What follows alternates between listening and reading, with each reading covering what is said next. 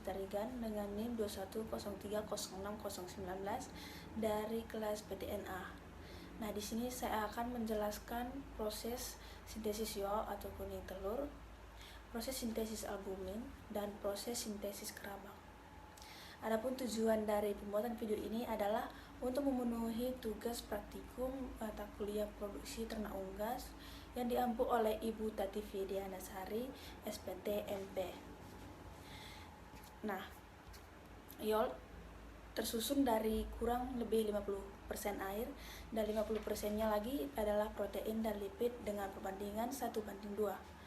Lipid dalam YOL berbentuk lipoprotein. Padatan YOL mengandung fosfoprotein yang juga disebut fosfatin, lipoprotein, lipopitelin atau high density lipoprotein atau disebut dengan HDL atau kolesterol baik. Karbohidrat YOL adalah polisakaridat dalam bentuk mannose glukosamin. Pembentukan atau sintesis komponen-komponen YOL atau disebut dengan phytogenesis berlangsung di dalam hati di bawah koordinasi hormon-hormon gonadotropin dan steroid. Nah, di sini saya akan menjelaskan sintesis YOL. Ini terdapat skema sintesis YOL. Pertama itu pembentukan atau sintesis komponen-komponen YOL atau disebut dengan phytogenesis berlangsung di dalam hati. Proses terjadinya dimulai dari pituitari atau disebut dengan kelenjar di bawah otak. Di bawah otak akan melepaskan hormon gonadotropin dan hormon steroid akan melepaskan hormon estrogens. Nah, hormon steroid ini akan menyuruh hati untuk melakukan sintesis protein.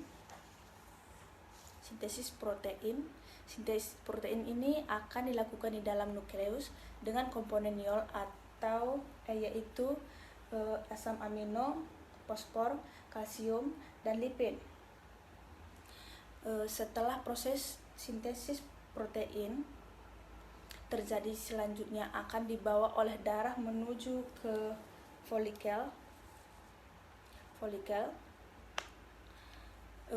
Di folikel ini ada dua jenis proses yang dihasilkan, yaitu ada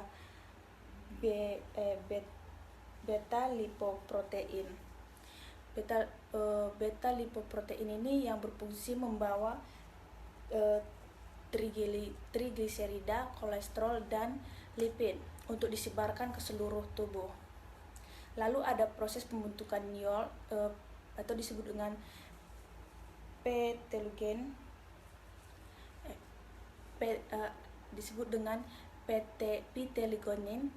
Di dalam folikel terdapat lipotelin dan fosfolipid yang fungsinya untuk memberi makan sel telur dan melindunginya. Setelah semua proses terjadi, maka YOL atau kuning telur akan terbentuk. Nah, kemudian saya akan menjelaskan di bagian albumen. Protein albumen terdiri dari afalbumin 54%. Kemudian ovotransferin atau disebut dengan konalbumin 13%. Ovomukid 11%, ovoglobulin 8%, lysosim 3,5%, opomucin 1,5 sampai 3%. Terdapat juga beberapa protein dengan level yang sangat kecil, yaitu avidin 0,5%, flavoprotein 0,8%, ova-makroglobin 0,5%, ovoinhibitor 0,1 sampai 1,5%, ovoglycoprotein 0,5 sampai 1,1%, dan papain inhibitor 0,1%. Hormon-hormon steroid memiliki peran penting dalam sintesa protein pada opida. Albumin disekresikan di magnum yang merupakan bagian opida. Nah, di sini terdapat juga skema sintesis albumin. Sintesis albumin terjadi di magnum selama 3 jam. Prosesnya yaitu dari molekul estrogen atau larutan lemak akan melewati membran sel, kemudian diikat oleh reseptor estrogen, kemudian seperti kompleks reseptor estrogen. Lalu reseptor estrogen membentuk menjadi S5, 5S. Lalu dimasukkan ke nukleus sel yang berinteraksi dengan kromosom, menyebabkan gen terbentuknya dibentuk mRNA. mRNA ini meninggalkan nukleus menuju ke ribosom untuk disintesis protein yang spesifik seperti albumin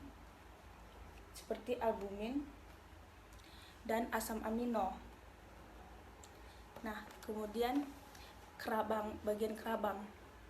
Komposisi kerabang umumnya setiap kerabang telur memiliki berat kurang lebih 11% dari berat telur.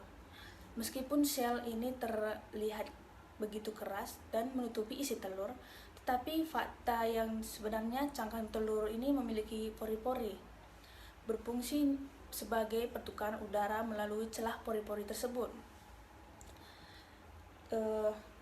Cangkang telur terbentuk dari bahan-bahan organik yang berupa kerangka berasal dari susunan serabut halus dan granula-granula. Selain itu, ada juga substansi interstitial yang tersusun dari campuran garam organik.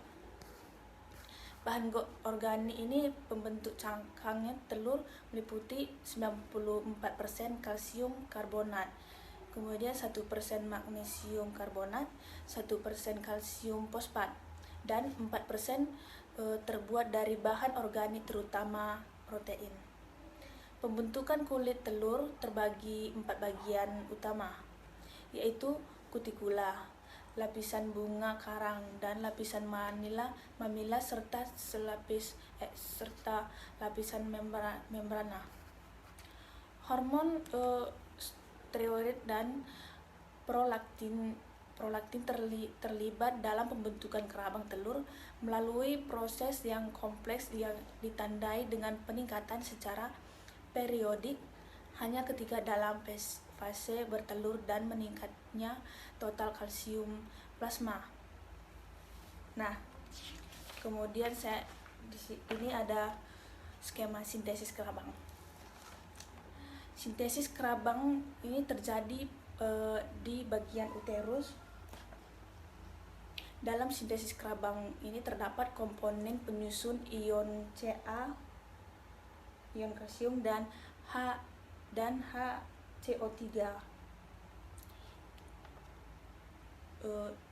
Ion Ca3 dan menjadi CO3. Nah, ion CO3 ini terbentuk dari CO2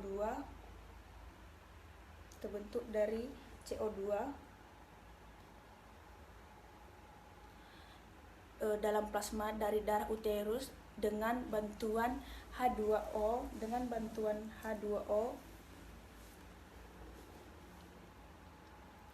Kedua tadi akan dirombak enzim karbonik anhidrase, terbentuklah H2CO3. Dari yang kedua ini terbentuklah H2CO3. H2CO3 akan terjadi proses oksidasi,